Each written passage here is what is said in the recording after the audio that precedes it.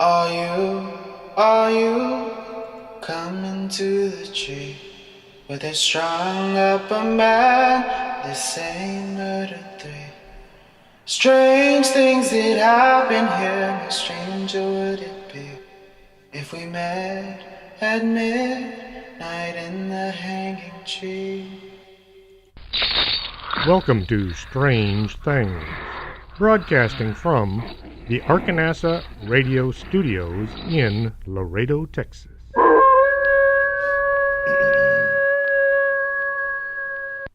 And welcome to the show. I'm your host, Chris James.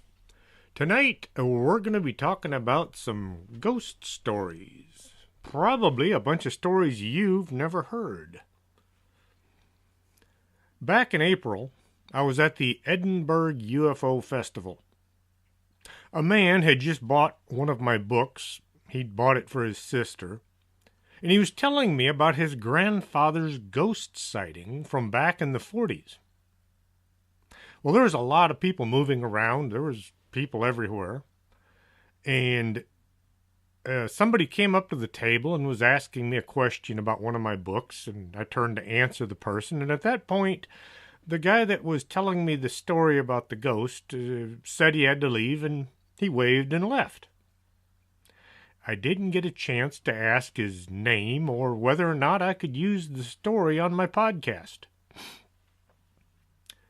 My wife is a school teacher. Well, she was approached one day at work by one of her fellow teachers who asked if just maybe she was somehow related to the writer of a book she had just gotten. The book was the Laredo Paranormal Research Society. Angie was Joe's sister. He was the guy that I was talking to in Edinburgh, the guy I was trying to get a hold of. We wound up having dinner with Angie and her parents. They told us a lot of stories from San Ygnacio, Fort Ringgold, and Laredo. Joe Solis is the man who was telling me the story in Edinburgh about his grandfather, so here it is. Back in the 40s, people living in San Ygnacio didn't have plumbing. If you needed the facilities, you had to walk out to the back door and use a little building in the far corner of the yard. You always wanted to put the outhouse as far away from the main house as you could because, well, in the summertime, you didn't want that smell invading your living space. At night, it was necessary to use a kerosene lantern to light the way. The outhouse was out by the back of the yard, past the corrals and the pigeon coop. He would tell the family there was a headless ghost that would follow him as he went to the outhouse or returned. The ghost would come from the corrals. He was not so much scared as tired of seeing this specter just about every night. Well, the family figured the old guy was just imagining things. It was dark, and using a lantern outside could create some scary shadows. Maybe he was just imagining things. After years of hearing about the headless ghost, the family pretty much would ignore it. The grandfather died in 1959. Around about 1997 or 99, a fence was being put in along the area where the corrals and the pigeon coops used to sit. The workers were digging fence posts when they found bones buried in the yard. Human bones. The crew unearthed an old yellowed skeleton. It was missing the head. A search of the records in town didn't produce any information on who had been buried in the yard. It was assumed the body may have been an Indian who died and was buried long before the house was there. His head was never found. San Ygnacio is an old town that has a lot of history.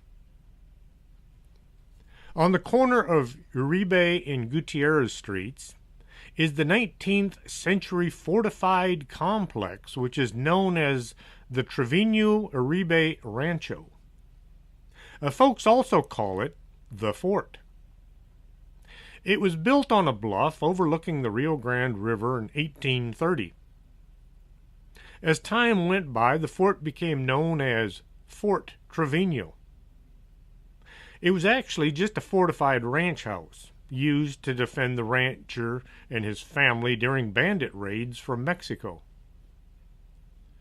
The entire fort is 100 feet by 140 feet, and it was built using hand-cut sandstone blocks with a wooden roof. The community was slated for destruction in the name of progress, but once Falcon Dam was built in 1951, the town was saved. It got a lot of ghost stories out of this one small town. Joe's sister and parents told me these next few stories. I put Angie down as the person talking since I didn't write down who was speaking during each part of the telling. As I was reading my notes, I realized my notes were lacking a bit of info, like as in which member of the family told me which part. The same grandfather from the Headless Ghost story used to be harassed by a little girl in a white dress. She wasn't any ordinary little girl because she moved about as if being able to appear and disappear at will. He would be out playing in the yard. This meant the entire area around the house. If he needed to go back to the house, he would walk to the back gate. The little girl would appear and block his entrance. And not wanting to deal with this supernatural being, he'd run to the front gate, only to run into her there as well. She didn't run to the front gate, she just appeared there as he was approaching. Nobody knew who this girl might have been, and she sure didn't live anywhere in town. The townsfolk all avoided the area west of the house. They said there was a huge black dog that nobody knew who owned it or where it came from, but it would stand there growling, and it made people uncomfortable. The old fort had a hitching post out front for tying up horses. A 4-year-old girl told her folks she didn't want to go near the corrals because there was a man sitting on a horse. He had glowing red eyes, and he scared her. Well, Angie didn't like standing on the ground anywhere near the plaza. There were picnic tables and benches to sit on, but the ground always felt wrong. It would cause her entire body to shake. She would ride her bike through the area or sit on one of the benches or tables with no problem. It was once her feet touched the ground that things got weird. She felt as if she were being watched by unseen strangers that were hanging out in the tops of trees. The house they lived in was an old cabin. It was about a block and a half from the fort that had been added to over the years. As generations would come and go, rooms would be built or torn down and replaced.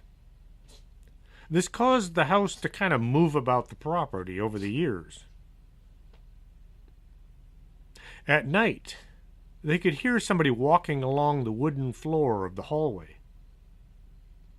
On occasion, they would hear dishes crashing to the floor in the dining room.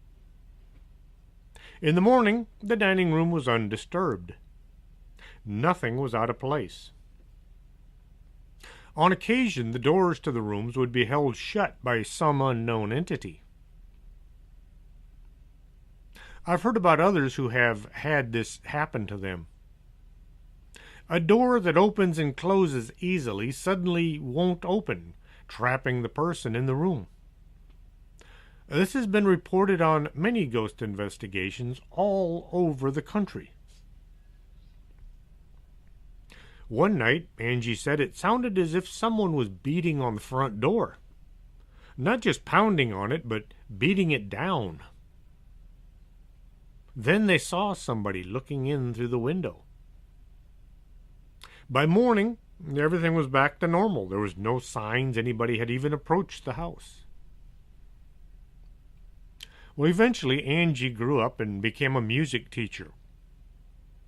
She was hired as the assistant band director in Rio Grande City, which is 70 miles south from her home. Rio Grande City High School was located at Old Fort Ringgold. Many of the buildings are from back when this was an active military fort. When the high school was moved to a new location, the middle school was put on Fort Ringgold property.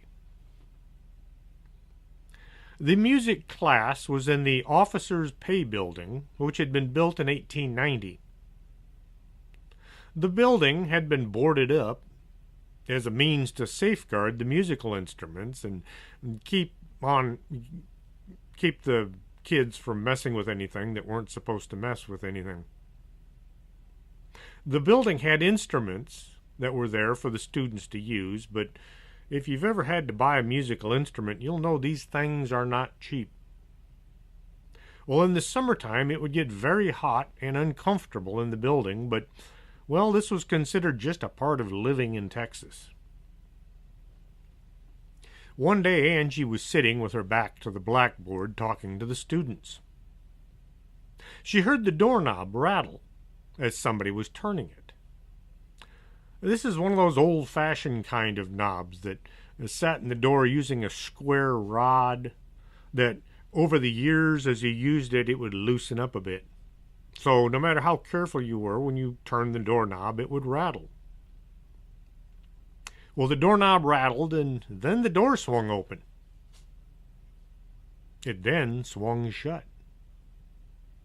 There was nobody in the doorway, and nobody could have opened and closed the door without being seen. The students all looked at the door, and then they turned and they looked at the teacher. As a teacher, you're expected to be in control no matter what. Angie wanted to run, but she acted as if this was just a normal occurrence. She just went on with teaching, trying not to think about why the door had opened and closed. One day the band director was talking to the class. They were in the main room, which had a carpeted stage where the percussion instruments were stored or kept. As he was talking, the cymbal suddenly crashed to the floor. Well, the director thought that one of the students was messing around, but Angie was between them and the stage. There was no way anyone could have snuck up to the stage and lifted the cymbal and then dropped it without her seeing them. On another occasion, as they were talking in the office, they could hear people talking from the back room. It sounded like there were 4 or 5 people back there having some kind of a conversation. Well, the director got up and he went to see who was in there. He opened the door. He looked in. He shut the door. And then he said, "Let's get out of here." Apparently, the back room was empty.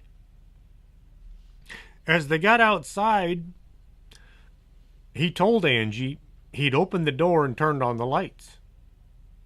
As the light came on, all the voices stopped. When he flipped the switch, turning the light back off, the voices started up again. It kind of freaked him out. A lot. These days, everyone has a camera with them at all times. Cell phones can be a handy tool if you use them right and you don't spend your entire life glued to the screen. The band director had brought a camera, the kind that took pictures and nothing else. He wanted to get some photos from around the fort. The main gate has a guard shack. It's just a small building for the security guard to get in out of the sun. The guard was leaning up against the building. It sounded like he had a comical stance. Well, the director thought this would make a neat photo, so he clicked off 3 shots. When the photos were developed, the image of the guard did look funny. The first photo was just the guard. The second photo had a second figure in it. Standing at attention near the guard shack was a man in a cavalry uniform. He looked as if he was taking his job seriously. The soldier was there, but you could see the ground behind him right through his body. He was not in the third photo. This wasn't like the director took a photograph and then waited a bit and then took another photograph and then waited for the third one. He clicked off 3 photos, one right after the other. The cavalry soldier was only in 1 photo. Robert E. Lee had passed through the area back in 1850s. He'd spent some time at Fort McIntosh in Laredo, and then he moved south along the river along with his unit. When he got to Rio Grande City, he spent a while at the Fort Ringgold. He'd been a general in the Union Army. Now, this was before the Civil War. And he was going from fort to fort along the river. Having a distinguished visitor to the fort, the building he'd stayed in had been named after him. One of the students walking across the complex looked up and saw the building was on fire. Flames and smoke billowing from the old wooden structure. He ran to sound the alarm. When people came running, the building was sitting there, inside its fence. No smoke, no flames. Now, the kid might have been hallucinating, but no one who talked to him thought he was lying or imagining things. He didn't seem to be on any drugs or drunk. He'd just seen fire and smoke. I've also heard of this occurring on occasion, where people will see flames coming up from a building and only to discover that nothing is on fire. Ghost fire? Could be. People would report seeing a man in an old cavalry uniform trying to enter a building. He would step up to the door and grab the knob. Sometimes they could hear the doorknob shaking. The sousaphones, I call them tubas, were hanging from hooks on the wall. They began to swing back and forth. The teacher, seeing this happen, said, "Stop it." And the tubas all stopped swinging and went back to just hanging there. I guess she dealt with these ghosts before. The custodian was described as being a big man. He looked more like a linebacker than the guy pushing a broom. One morning, he asked where the batteries were. And they asked, "What batteries?" He said the batteries to the bells. The bells were musical instruments used by the marching band. These are mechanical, no electricity needed. When he was told the bells didn't use batteries, he said the things had been playing music all by themselves. He then quit, not wanting to deal with ghosts playing music at night. One evening, the school was holding a concert. No one had gotten around to printing a program, so the director asked Angie to quick make one out. She said it would just be black and white, no thrills. Well, this was fine as long as they had something for the audience. Angie went to her office and began typing. The door swung open and footsteps could be heard walking across the floor up behind her. Looking over her shoulder, there was nobody there. Well, that was the end of that typing experience. She got up and left immediately with the most basic program ever.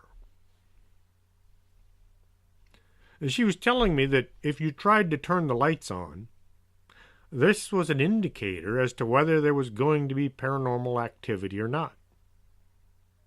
If you flipped the switch and nothing happened, you could try it again. If the lights came on, nothing was going to happen. If you had to flip the switch 3 times, this was an indication something otherworldly was going to happen soon. Another teacher was talking to a class. There was a metronome on the desk. A metronome is used to keep the pace or the beat.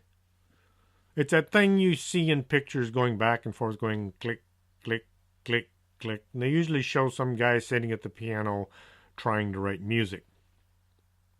It goes back and forth using either a weight, as in the old days, or an electrical current, like the new ones. As the teacher was talking, the metronome was clicking back and forth. Without anyone touching it, changed from a single beat to a double. Click, click, click, click, click, click, click, click. The teacher looked at it and didn't think anything of it. She switched it back to a single beat. As she was talking, the device switched to a double beat once more. The teacher reached over and turned the switch back to single. As she was sitting there staring at the metronome, she saw the switch move to a double beat once again. I know it's hard enough to teach kids under normal conditions. Having a bunch of ghosts adding to the mix must be rather frustrating. Can you imagine trying to explain that to the parents? Angie's dad said he never saw or heard anything the entire time he lived in San Ygnacio.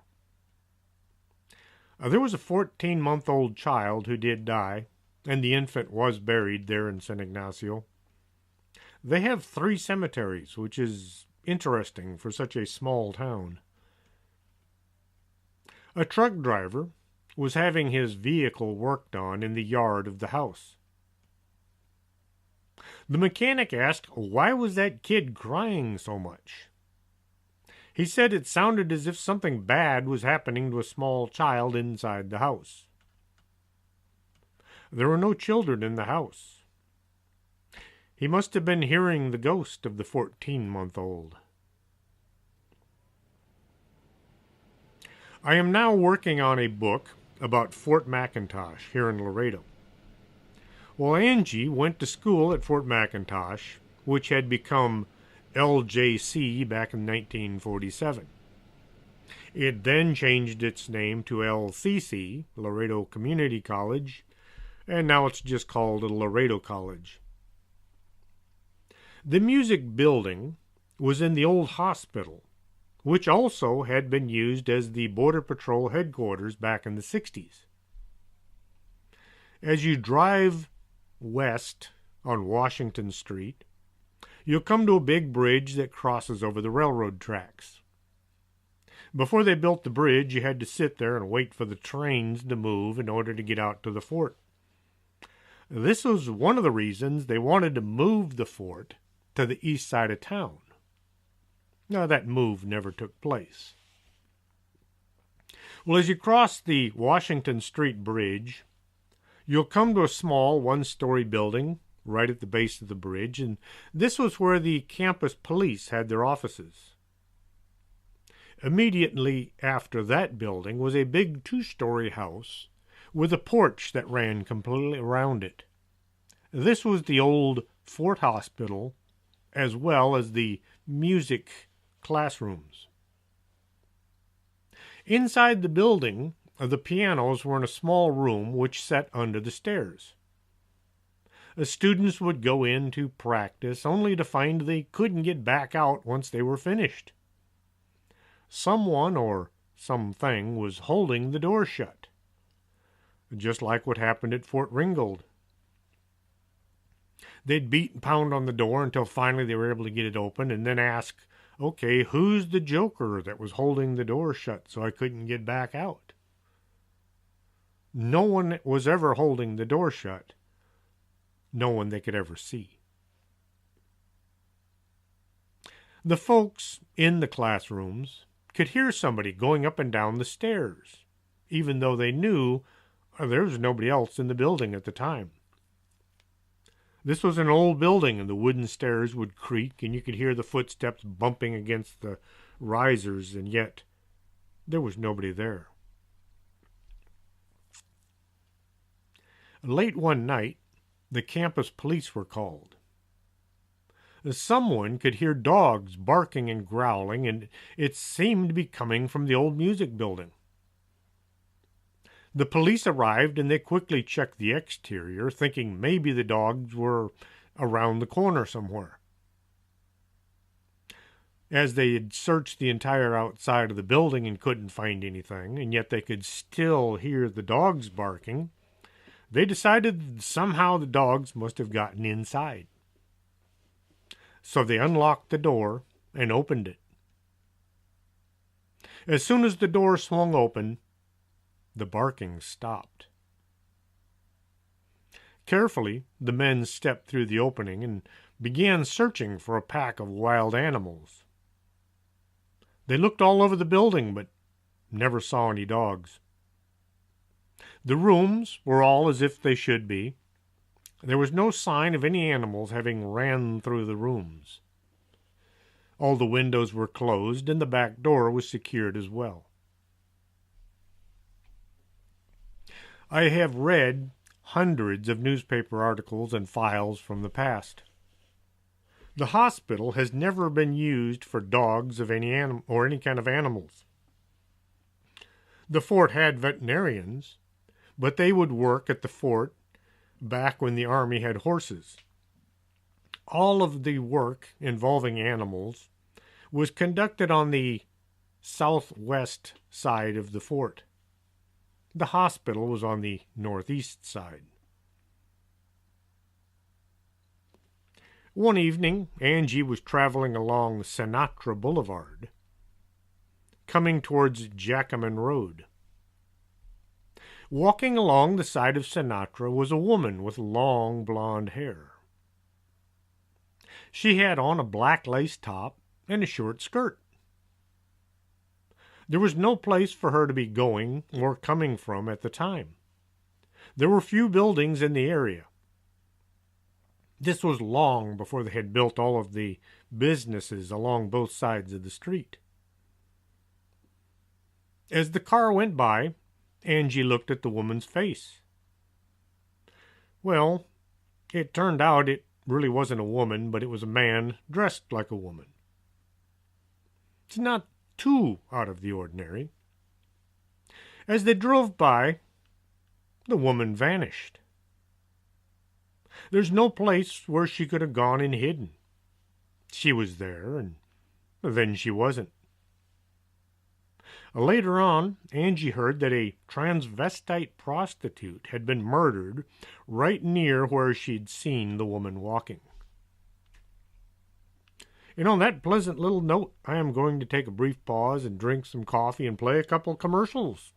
Don't go away. We'll be right back after this. You're listening to Arkanasa Radio.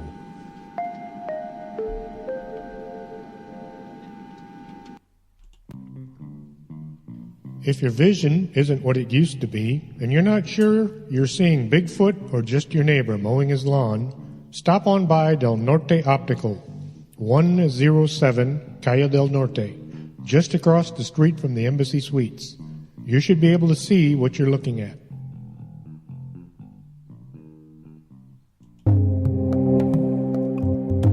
Back in 1776, someone said, "Give me coffee or give me death." And if that's how you feel, you should be at the Organic Man Coffee Trike. They make coffee the right way, one delicious cup at a time. 4501 McPherson, Suite number 9. Coffee, the stuff dreams are made of.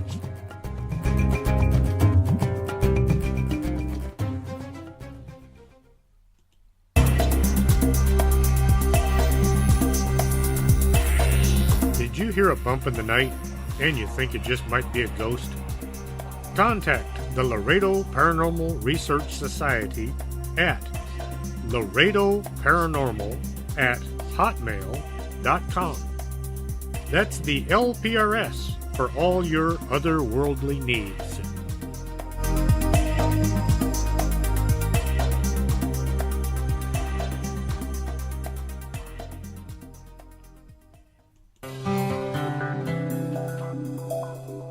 Are you taking care of your skin, or are you going to wait and see how time treats you? Take care today by contacting Lourdes James, Independent Beauty Consultant, at 956-723-3019. Don't let time get the best of you.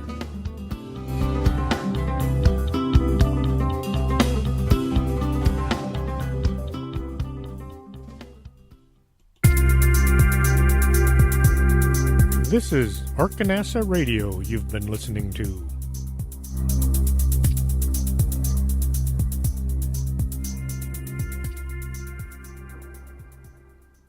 And welcome back to the show. If a person wants to dress or act in a different way than the rest of us, I don't care. I have nothing against folks living the life they choose. There are those who hate people who dress or act different from them. These folks have been known to target people who some consider to be too bizarre. There have been many transsexuals beaten up and left lying on the sides of roads. Dressing up isn't the problem. It's when they go looking for attention from others that these folks wind up in some dangerous situations. On Fort McIntosh, there is a little girl that has been seen all over the place. The description is always the same. She looks to be about 7 to 9 years old. She has blonde hair that is curly and it hangs down around her face. She's wearing a white dress that comes to her knees, and she's been seen with shoes that have buttons along the sides. Buttons on shoes were used from 1880 until 1920s. Then laces began to take their place. The little girl has been seen walking into the corrals, back when it was used for storage. There was a fence all the way around the area, but the gate was seldom closed. The police officer was driving by when he saw this young kid walking into the storage area. He stopped and went to find out what she was doing. It was 2 o'clock in the morning, and what's a little girl doing wandering around the fort at night? Once inside the yard, he looked. She was gone. He looked under and on top of everything. The fence was 7 feet high. It's too high for a 9-year-old to climb in just a few seconds. As the officer was searching, he got to thinking about how she was dressed. Maybe if the girl was going to church or a costume party, she might dress like that, but not at 2 o'clock in the morning. And what was she doing walking through the college at that time of night? Once he was absolutely certain the girl was not there, he left.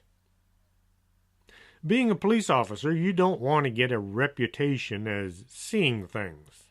So he didn't tell anyone. As time slips by, you hear other people talking about weird things that they'd seen, and eventually the story gets passed around. I spent a lot of time talking to people at the college. I talked to teachers and students and quite a few of the police officers. They know me by now and they're willing to pass on their stories as long as their names are kept out of it.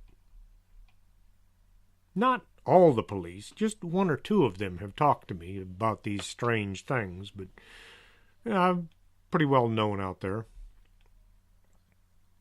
On another occasion, an officer saw the little girl walking along in front of the chapel. This was only a few blocks north from the corrals. The girl was walking along the sidewalk. At the time, you could still drive by the front of the chapel. Today, it's just a wide sidewalk, but back then there was a street. The officer stopped, got out to ask why she was on the campus grounds at 11 o'clock at night. As he opened the door to his unit, the girl faded away. Now, he knew she could have run up the stairs to the chapel, but the doors were locked. She could have run to the back of the building, but this was a big building, and she would have been visible for some time. She was there, and then she was gone. He got back in his unit and drove away, swearing to not tell anyone. The third report was near the old hospital, the building once used as a music center. The girl was walking along the main road leading up to the campus. She was right at the base of the Washington Street Bridge that goes over the railroad tracks. Once more, she vanished. A Laredo police officer was just driving through the college grounds, going from one side to the other. As he was passing a garbage can on Hudson Street, a girl jumped from the top of the can onto the hood of his car. He knew she wasn't on the can as he was driving up, but she appeared out of nowhere and then jumped onto his vehicle, as if maybe she'd been hiding behind the garbage can, and as he was approaching, she got up on the lid and then jumped. His first thought was he had just hit somebody with his car. He jumped out to see if she was okay. There was nobody there.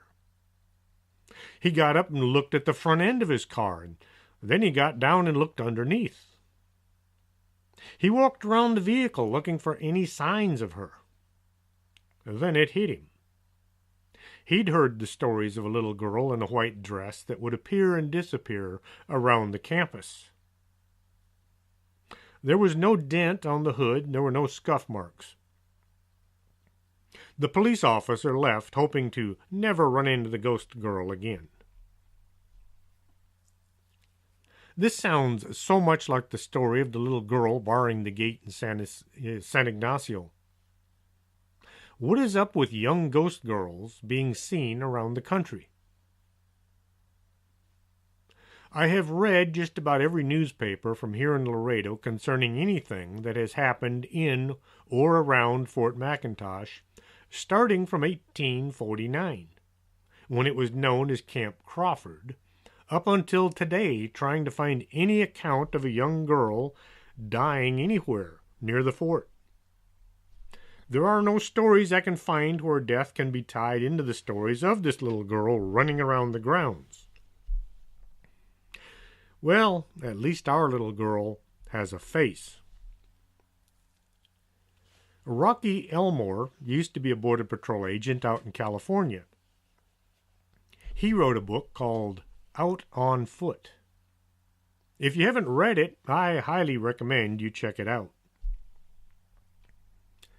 In the mountains of California, the people have run into the ghost of a little girl. An agent working the scope truck, this was an infrared scope mounted in the back of a pickup, had stopped to enter a ranch. He got out to open the gate when he saw a little girl standing inside the ranch. Having heard about this ghost, he decided it was best to go to a different location. He got back in the truck and he reached out to close the door. The girl was suddenly standing right next to the door. She looked to be about 7 or 8 years old. Dressed in white, she stood there staring at him without a face. The agent was overcome by fear. He threw the truck into reverse and hit the fence behind him as he sped to get away. Arriving back at the station, he parked, went in, and quit. He said he wasn't about to go back up into those mountains if that ghost was still there. He wasn't the only agent to report seeing this girl in white. If you'd like to read the whole story, check out Rocky Elmer Out on Foot.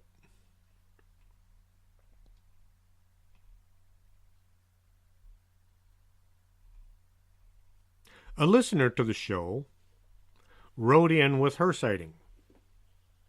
As she said, my boyfriend and I were playing Pokemon Go, and he'd told me there was a stop at the cemetery behind the LEAC. This is a road that runs through the sports complex on the north side of Fort McIntosh. I had to look up Pokemon Go. I have never looked into it until now.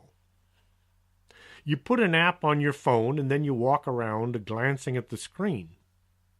When you get close to a place a Pokemon is located, it will appear on your phone. You then catch it with your cell phone and I guess you try to collect the whole set. She went on to say, when we went down the path towards the tombstones, I saw some soldiers, very old-fashioned looking, standing around the cemetery that they just popped up out of nowhere. Now, this is the cemetery on Fort McIntosh. She said, I froze. And then her boyfriend said, let's go. I turned around and then quickly looked back. They were gone. I ran back and followed him. Well, he kept trying to scare her, making fun of her to this day. She said she doesn't know if she's supposed to be scared or amazed by what she'd seen. The old cemetery was decommissioned in 1945 when Fort McIntosh was turned over to Laredo Independent School District to be used as a junior college. The bodies of the soldiers were removed and transported to Fort Sam Houston in San Antonio. There are many who believe not all of the bodies were taken. There may still be 1 or 2 buried under that ground. In another part of the country, May Hawes was born in 1880 in Atlanta, Georgia. It would appear as if her father had some issues. Her parents were Richard and Emma Hawes. She was the oldest of the children. December 1st, 1888, the same year Jack the Ripper was making news, Richard boarded a streetcar with May, and they headed to the city park. Later that same day, Richard got back on the streetcar and headed home. It was just a coincidence that he was on the same car he had taken earlier that day. The conductor noticed that now the man was alone. 2 men were out on the lake in City Park when they spotted a body floating in the water. They contacted the authorities, who pulled a young girl from the water. The investigation showed she had been given some intoxicating drink and her body had been loaded down with weights and then dumped into the lake. The police began questioning Richard, who eventually confessed to the murder. As the police were looking into the murder, they discovered the bodies of her mother, Emma, and her younger sister, Irene, in the Lakeview waterway right next to the lake.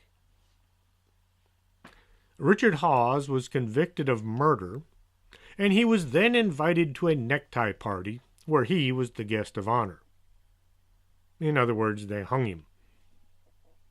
Well, this should have been the end of the story, but folks around City Park have reported seeing a young girl playing at the edge of the lake. She's dressed from the 1880s, and she never interacts with those around her. As the sun is setting, some people have said they see her get into the water and then vanish. People out on the lake have reported seeing what they call a mermaid. It looked like a young girl swimming around just below the surface, or sometimes she's swimming on the surface and then she dives under. Today, the city park is named East Lake Park. People visit the lake and they place candles near the water as a remembrance of May Hawes. There are ghost tours in October where actors will dress up and tell the story as if they were related to the young girl. Personally, I don't trust a child ghost. You see something resembling a little kid and it makes most folks want to help. Get this ghost to the other side. Do whatever it takes to help free it from its earthly bonds. How do we know the ghost is actually the spirit of a deceased child?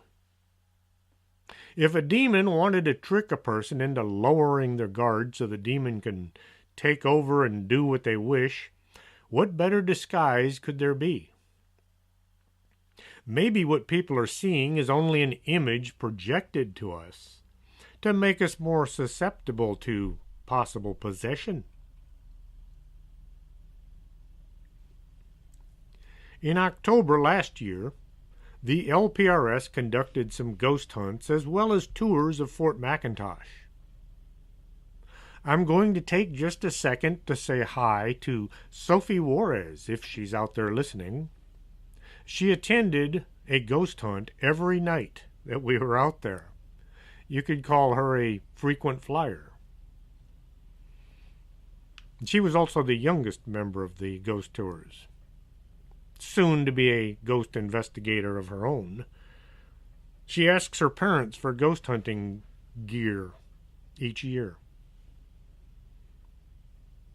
As each tour would end, Ishmael would have all the guests stand together and he'd take a photo or a video of them for the LPRS archives. I managed to wind up in a few. In all, we did 8 nights of tours with 4 or 5 groups each night. 2 nights we were at the Arechiga Hall, which was built back in 1888. There had been 3 buildings set in a row along B Road. These had been enlisted barracks. Each building was 2 stories with an attic and a basement.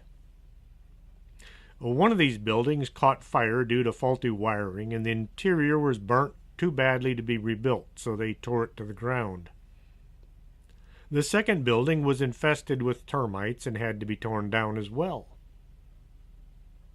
The third building is still standing and was named Arechiga Hall for use by the college.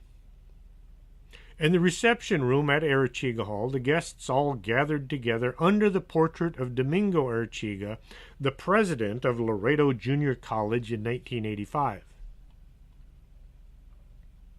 Ishmael snapped the photo and the guests all left to make way for the next tour. Later, when the photos were being scrutinized, one of the photos showed an odd image. There are 17 people in the photo. Everyone is looking at the camera, well, the tablet, as the photo was taken. Well, except Claudia. She wasn't looking at the camera, but she's one of the members. In the hallway leading to the back door is a shadowy shape. It looks like a person, but if you blow the image up and look close, you can see the image is not a person. It is more like the shadow of a person who may have been standing there. Everyone on the team tried to look at the photo to determine what it was. It is definitely not one of the guests, and it's not one of the team. It looked like what we call a shadow person. It was very strange and very weird. Marta used to attend college at LCC. She was making a few extra dollars by working at the college. She was assigned to work at the Archiga Hall on the second floor, right next to the stairs going up to the attic. The folks working there would hear footsteps coming from upstairs, up in the attic. This being an old building, the floors are wood, and they tend to project sound. The footsteps would walk from one side of the attic to the other. The students working on the second floor would all ask each other if anyone had gone upstairs while they weren't looking. The answer was always no. Nobody had gone up to the attic. It would take a lot of convincing, but eventually someone would be voluntold to go check. Kind of like a scene from a horror movie. The students would slowly walk up the steps to the attic. The stairs go up halfway and then they come to a landing. You step across the landing and then you take the second half of the stairs up to the attic. The door opens inwards to the room up there. The room is about 25 feet long and maybe 20 feet wide. It runs the entire width of the building with windows on each side. There's a door to the right leading to a storage, which is mostly empty, and a door to the left which leads to the air conditioning equipment. There's a huge table in the middle of the room for students to work on projects, and there is no place to hide. The footsteps in the attic couldn't be explained away as being any living person. As soon as the students had seen the attic was empty, they would practically run back downstairs to their office. The folks running the hall say they think the ghost or ghosts might be two women that used to work there. Back in the 70s, it was around 11:30 when the fire alarm went off. Everyone exited the hall and stood around waiting for the fire department to see what was going on. Come to think of it, it might have been in the 80s. Well, the fire department was looking in every nook and cranny, but they couldn't find any signs of smoke or any combustion. The guy in charge decided instead of everybody standing around doing nothing, they should just go ahead and have their lunch break a bit early. Two women drove into town together. As these two were coming back to work, a truck ran a red light, slamming into their car right in the side. Both women were killed on impact. Maybe they were both so intent on returning to work, their spirits decided to go ahead and show up for work for the next few decades. I would hate to think the afterlife was just a continuation of what we've been doing in this life. For me, a true nightmare is dreaming about processing at the station all night. Oh, what horrors. I have spent the last 6 months reading all I could find about Fort McIntosh. There have been a lot of deaths over the years that few had anything to do with protecting the country from invasion. The surprising thing is how many times there were out-and-out gun battles as bandits or smugglers tried to enter the country. During World War I, or the War to End All Wars, as they like to refer to it right up until 1939, Bandits from Mexico, some were even in the Mexican army, entered the United States intent on doing us harm. The New Hampshire National Guard were stationed at Fort McIntosh during the war. They were here to hold the border while the regular army and the reserves were in Europe. In the middle of the night in November 1917, Private Louis Bean was sleeping in his tent when he was awoken to the sounds of gunfire. A group of men had crossed the river to attempt stealing horses from the fort. The soldiers of the New Hampshire Guard began firing at the men, driving them back into Mexico. Historians will say that the U.S. was only invaded once in 1812, but maybe they should read some of the reports from all the times hostile aliens have come looking for trouble. 2 weeks later, Private Bean and his company were marching south along the river. They were en route to Zapata. On their way, they stopped off for the night in San Ygnacio, and they set up camp right next to Fort Trevino. These soldiers would have been sleeping within a few feet of the Solis property where all the ghost activity had taken place. The men from New Hampshire were spared the horrors of trench warfare in Europe, but they still saw a lot of action along the river from Fort McIntosh to Zapata. There were many gun battles along that area. Most folks think about ghosts as being the disembodied spirit of the dead. How about the ghost of a living person? San Patricio is just north of Banquet, Texas. You take Highway 666 and you can't miss it. Back in 1831, the Mexican government had loaned out small cannon to outlying villages to protect themselves from Indian raids. 1835, after several parts of Mexico had tried to secede, the government ordered their troops to round up all of these cannon. When they arrived at Gonzales, the citizens said, "Come and take it." They then proceeded to chase the Mexican army all the way to the Rio Grande River. The folks in Gonzales managed to hang on to that field piece. Captain Marcelino Garcia was ordered to go to San Patricio and take the cannon. Well, he knew the folks living there, and he didn't want to start any trouble for them or for himself, so he went to the citizens and he asked if he could borrow the cannon for some artillery practice. With cannon in tow, the captain headed back to Fort Lepantinlan,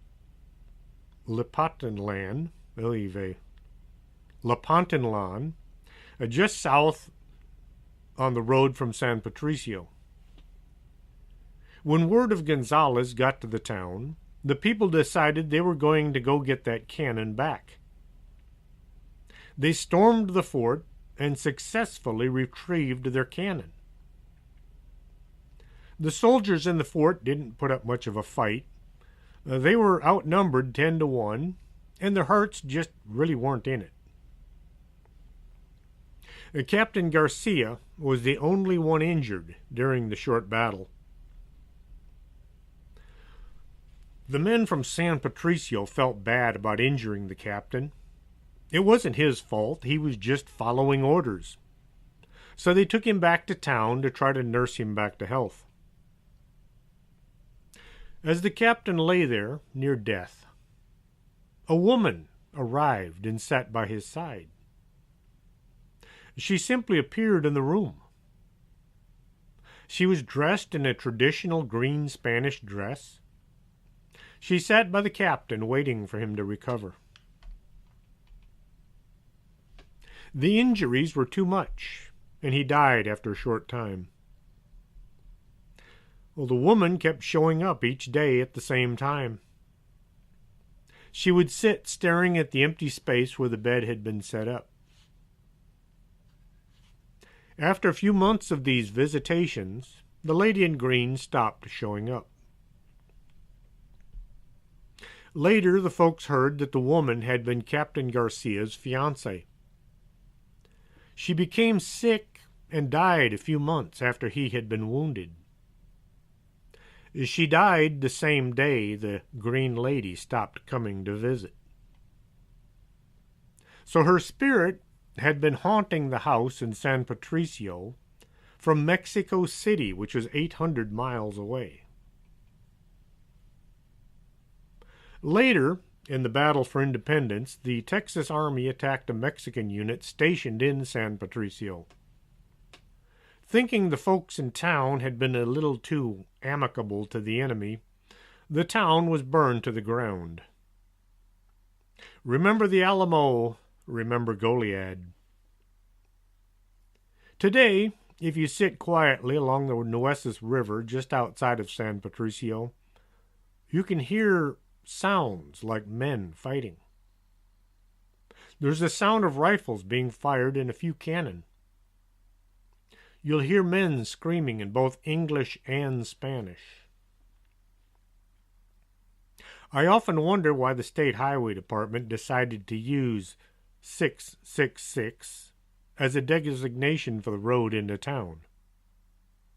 You can look it up on the map. Just look for Banquet, Texas, which is between Alice and Robstown, and just look at the highway heading north out of there. Mall del Norte is just 3 blocks from my house. We seldom go there. The mall has grown a bit over the years. When I arrived in town, the mall was about half the size it is today.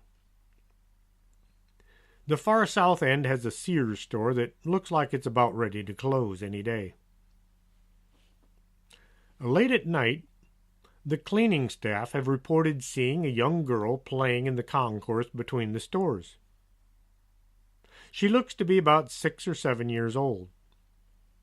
Dressed in clothing seldom seen today, she's been seen around the south entrance for as long as anybody can remember. She's not scary. She doesn't make any sound. People who see her will wonder why there's a little girl in the mall late at night, but if they approach, she just fades away. Most of the staff have learned to ignore her. The LPRS had arranged to conduct a ghost investigation at the mall several years ago. Due to a lot of circumstances nobody could control, the investigation kept getting pushed back until eventually it was completely forgotten.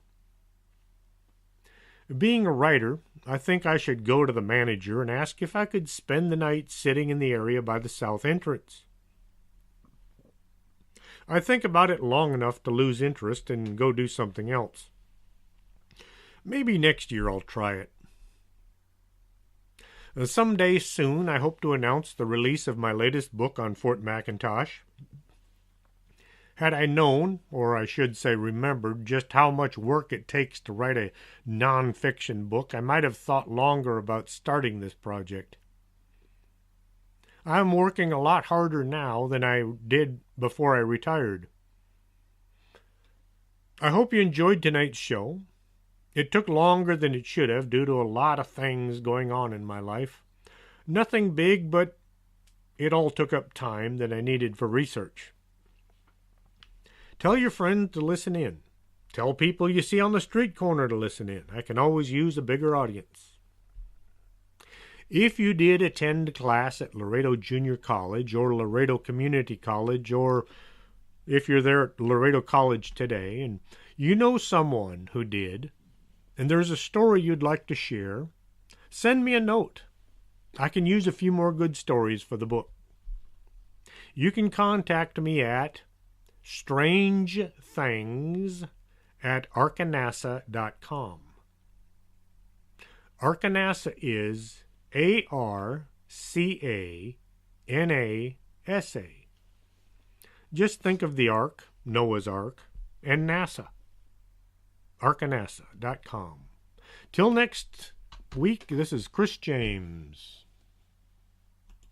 Are you coming to the tree where they strung up a man? They say murder 3.